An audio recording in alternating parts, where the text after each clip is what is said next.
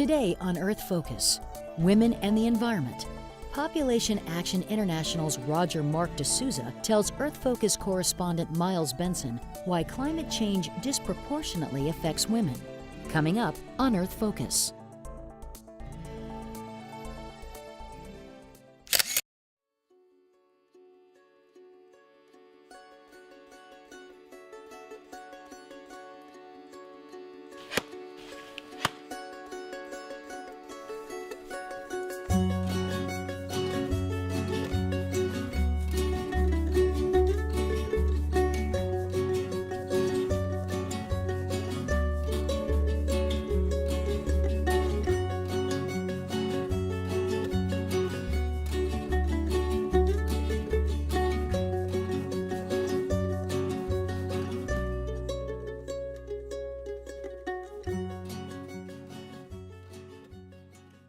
Mr. De Souza, the world's population is growing exponentially. How far can it go before we get into real trouble? We know that already the global population of 7 billion is exerting a very clear degree of stress on limited environmental resources, and we are seeing some negative impacts because of that. There's no doubt in your mind that climate change is related to human activities?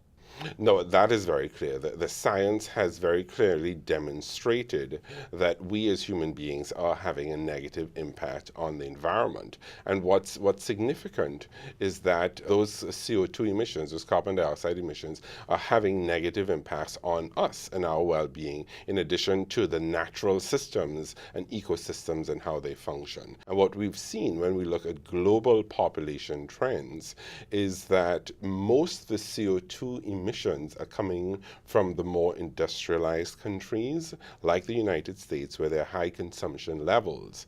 But most of the population growth is occurring in developing countries where there are more people who are being at the front lines of the negative impacts. And this really does raise the critical issue of our ability to adapt to these climate change impacts.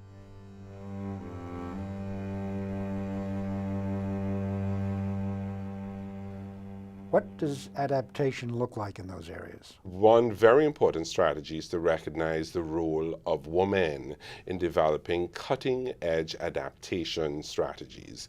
A number of studies, including work that we have done in Population Action International, have highlighted that women are at the forefront of climate change impacts. They are disproportionately affected by the negative impacts of climate change. Not only is population has a tremendous opportunity by bringing down population numbers to reduce CO2 emissions and also reduce consumption levels, but also it is a very cost-effective intervention. So population matters to climate change. It's critical both from a mitigation and adaptation perspective. We know that globally 215 million women in developing countries would like to use contraception, would like to use family planning, would like to have access to family planning services and are not currently using. That's a huge number. So if we were able to provide these women with the voluntary services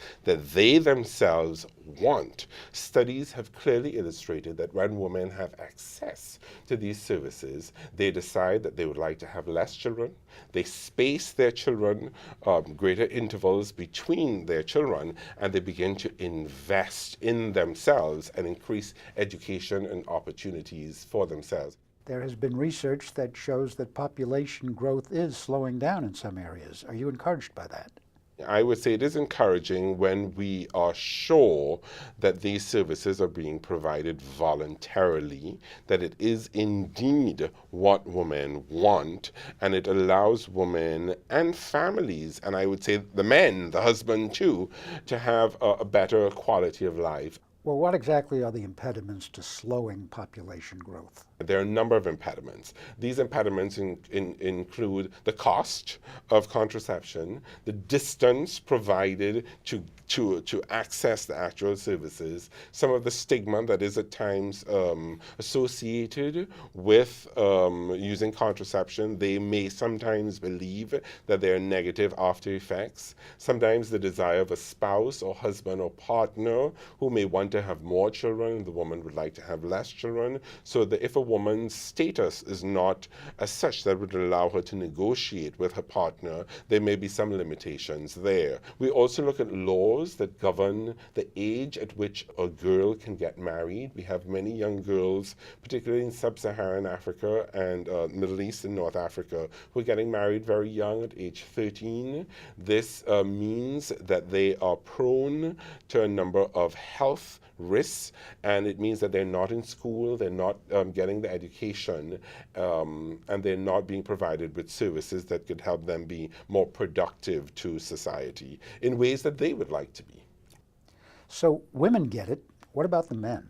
It's a very good question, and I would say we men surprise ourselves sometimes. You know, when we look at these programs, these integrated population health and environment programs, we see that when we focus, for example, on sustainable agriculture, the men are interested. We talk about adaptation strategies for climate change, the men are interested. We talk about reproductive health, the women are interested. But when we talk about reproductive health and sustainable agriculture, and we get the women interested, and they become more productive, and the men see the impact that these women are having on their family's income, they become more receptive to having a more holistic discussion about what it means for women's empowerment and the well-being of the family.